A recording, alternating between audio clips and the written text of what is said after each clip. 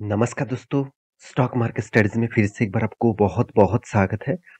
तो आज फिर से आपके सामने कुछ कंपनीज़ के बारे में डिस्कशन करने के लिए आया हूँ और आज का जो टॉपिक है, वो कुछ बैंक के बारे में बात करूँगा, साथ ही साथ इम्पोर्टेंस टू व्हीलर्स कंपनी के बारे में बात करूँगा।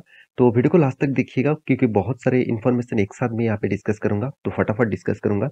तो वीडियो को लास्ट तक जरूर देखिएगा और अभी तक आपने चैनल को सब्सक्राइब नहीं किया तो जरूर कर लेना और अभी तक टेलीग्राम को ज्वाइन नहीं किया तो ज्वाइन कर सकते हैं।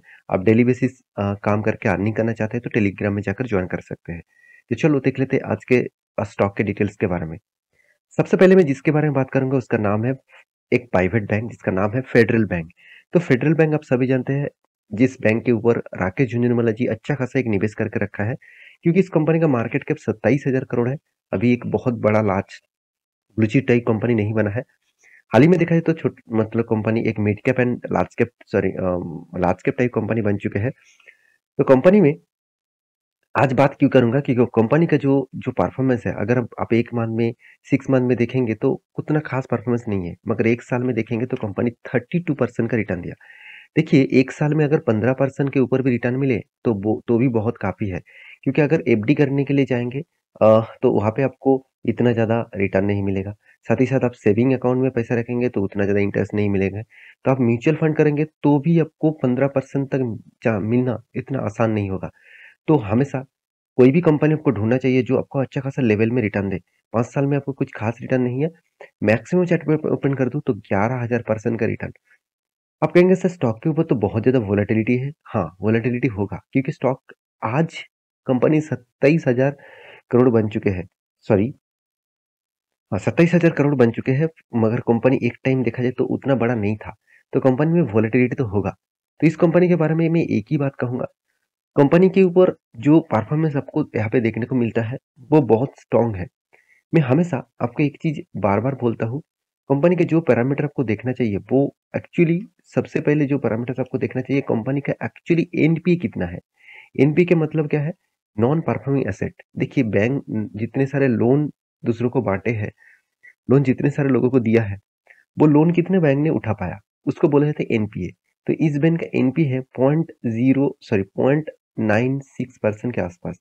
तो इसका मतलब कंपनी का जो एनपीए बना 1% के नीचे, तो एक अच्छा खासा लेवल माना जाता है अगर 1% के नीचे हो तो इस लेवल को कंपनी ने कंट्रोल किया, यही सबसे बड़ी बात है। नेट इंटरेस्ट मार्जिन, तो इंटरेस्ट जो मार्जिन है वो कितना है? 3.16। तो ये बात भी आपको याद रखना होगा। कैपिटल एडुकेसी रेशियो, ये पॉइंट्स हमेशा आपको ध्यान में रखना होगा। कैपिटल एडुकेसी रेशियो क्या होते हैं? देखिए, किसी भी बैंक के पास मान के चलिए बहुत सारे लोग पैसा जमा कर रहे हैं और बहुत सारे लोग पैसा विथड्रॉ भी कर रहा है। तो बैंक के पास मिनिमम एक अमाउंट होना चाहिए, अगर कस्टमर ज्यादा आए तो उसको पैसा वो दे पाए। देखिए, बैंक में आप बहुत बार जाकर आप पूछेंगे कि सर मुझे इतना बड़ा अमाउंट विथड्रॉ करना है। अगर बैंक देखेंगे कि बहुत सारे लोग आज विथड्रॉ करने के लिए चले आए तो बैंक एक एक एक चीज बताता है कि लिंक फेलियर है।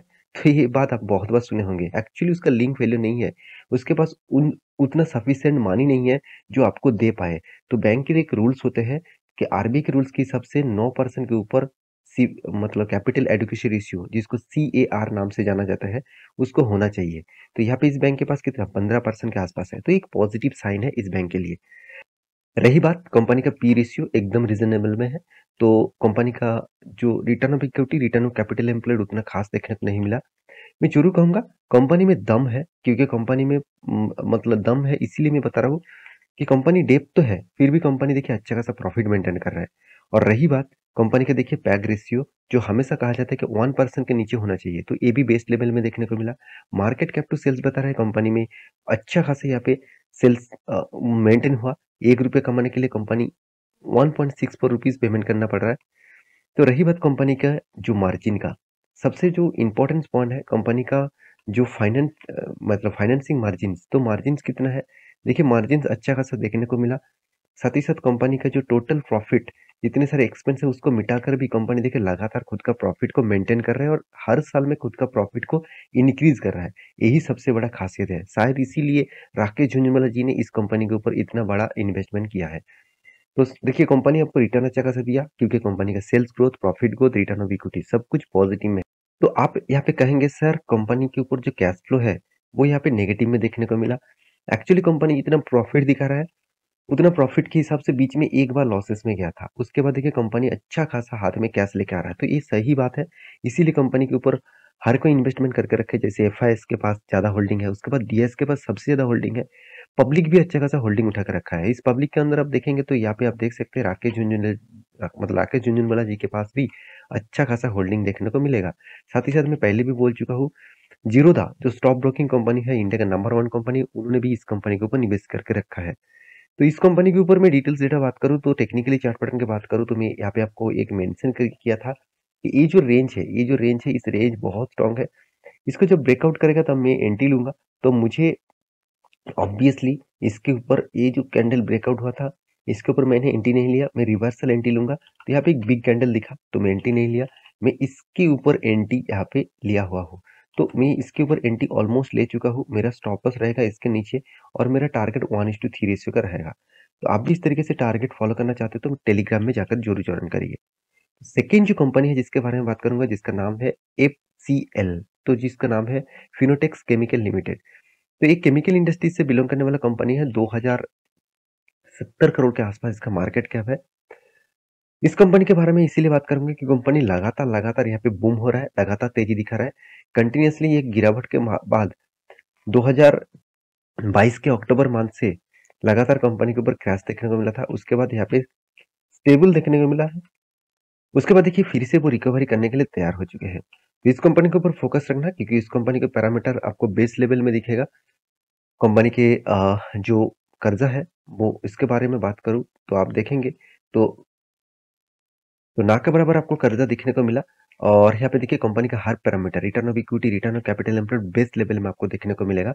हाँ, वैल्यूएशन थोड़ा सा हाई है इंडस्ट्रीज पी रेशियो से कंपेरिजन करूँ। और मार्केट कैप टू सेल्स के हिसाब से बात करूँ तो 2600 करोड़ के आसपास इसका मार्केट कैप टू सेल्स है।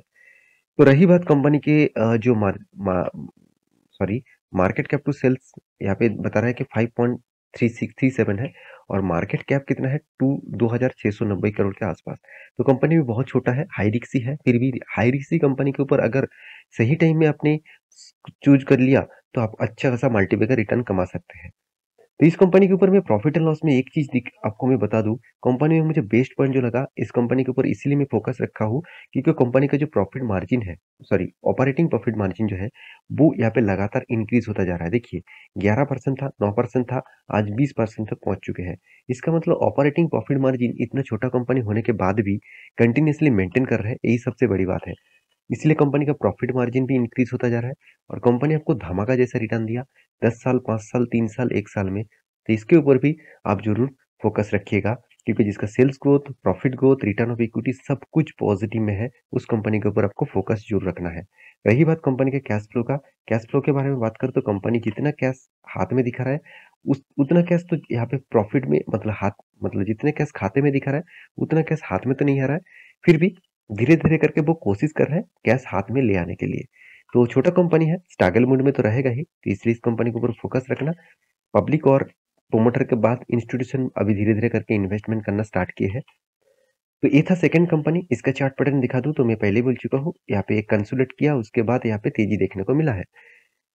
थर्ड जो कंपनी है जिसके बारे में बात करूंगा वो एक अच्छा खासा ब्रेकआउट लेवल देखने को मिला, वो है बजाज ऑटो। बहुत दिनों से आपको बोल रहा था बजाज ऑटो के ऊपर फोकस रखना।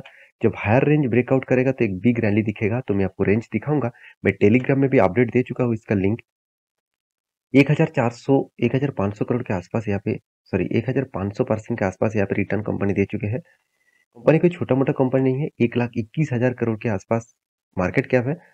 कंपनी के पैरामीटर वाइज दिखा दो, कंपनी का पी रेशियो भी ठीक है, कंपनी का इंडस्ट्रीज पी रेशियो भी ठीक है, return of equity, return of capital employed भी एवरेज के ऊपर है। सब कुछ पॉजिटिव है। कंपनी डेट फ्री कंपनी है, मुझे इसीलिए इस कंपनी में बेस्ट पॉइंट ऑफ व्यू से देखने को मिला। हाँ, कंपनी का वैल्यूएशन थोड़ा सा ज्यादा है क्योंकि मार्केट कैप टू सेल्स बता रहा है 1 रुपये कमाने के लिए कंपनी को 3.5 रुपीज के आसपास पेमेंट करना पड़ रहा है। और पैक रेशियो बता रहा है कि कंपनी का वैल्यूएशन ऑब्वियसली ज्यादा है। कंपनी की सबसे बड़ी बात क्या है, कंपनी केटीएम जैसे ब्रांड को 48% यहाँ पे एक्वायर कर चुके हैं। तो केटीएम जैसे टू व्हीलर ब्रांड को यहाँ पे 48% एक्वायर करना मतलब एक अच्छा खासा लेवल में कंपनी बिजनेस कर रहा है। तो केटीएम के ऊपर जितना इनकम होगा उसमें 48% का रेवेन्यू बजाज ऑटो को मिलेगा। तो रही बात कंपनी का प्रॉफिट एंड लॉस की, कंपनी का जो मार्जिन है, मैं आपको ऑपरेटिंग प्रॉफिट मार्जिन दिखा दूँ, तो हर साल कंपनी का ऑपरेटिंग प्रॉफिट मार्जिन मेंटेन होता है। हाँ, थोड़ा-सा इधर-उधर होगा, ऐसे नहीं कि हर साल बढ़ते जाएँगे, तो ऐसे हो नहीं सकता। तो इसके लिए आपको प्रॉफिट मार्जिन आपको देखना पड़ेगा, किस तरीके से कंट्रोल में रखे हैं। तो इसलिए कंपनी लगातार प्रॉफिट को मेंटेन कर पाते हैं और हर साल प्रॉफिट को वो इंक्रीजिंग भी कर सकते हैं, मतलब करते रहते हैं। तो रही बात कंपनी के रिटर्न में आपको पॉजिटिवली दिखने को मिला। बहुत सारे लोगों ने मुझे कमेंट किया, सर कब भागेगा? देखिए, कब भागेगा वो इम्पोर्टेंट नहीं है। कंपनी में कितना स्टेबिलिटी है वो इम्पोर्टेंस है। अगर कंपनी में स्ट्रेंथ है तो आज नहीं तो कल वो रॉकेट की तरह भाग सकता है। तो यहाँ पे कंपनी के कैश फ्लो के बारे में बात करूँ तो आप देखेंगे कंपनी कैश फ्लो को अच्छी तरीके से मेंटेन करते हैं। जितना कंपनी कैश दिखाता है, उतना ही कैश कंपनी हाथ में लेके मेंटेन करता है। तो रही बात इन्वेस्टर की, कंपनी के ऊपर हर कोई इन्वेस्टर इन्वेस्ट करना चाहते हैं, तो इन्वेस्ट करके भी रखे हैं। और मैं चार्ट पैटर्न के बारे में बात करूँ तो मैं पहले ही बोल चुका हूँ, यहाँ पे 2 बार करके रेजिस्टेंस फेस कर चुके हैं।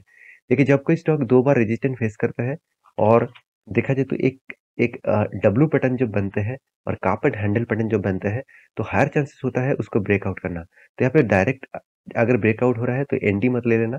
तो यहाँ पे डायरेक्ट ब्रेकआउट होने के बाद एंटी लेंगे तो आप ट्रैप हो सकते हैं, क्योंकि जितने सारे लोग यहाँ पे बाइंग किए हैं, वो यहाँ पे एग्जिट होंगे। तो एग्जिट होंगे तो स्टॉक के ऊपर गिरावट देखने को मिलेगा।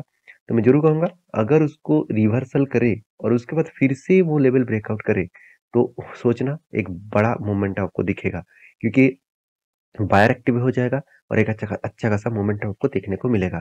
तो मैं टेलीग्राम में अपडेट दे चुका हूँ, जाकर चेकआउट कर सकते हैं। इस तरीके से अपडेट और वीडियो पाने के लिए चैनल को सब्सक्राइब जरूर करिए। मिलते हैं नेक्स्ट वीडियो में, तब तक के लिए अच्छे से रहिए, अपने ख्याल रखिए। Bye bye.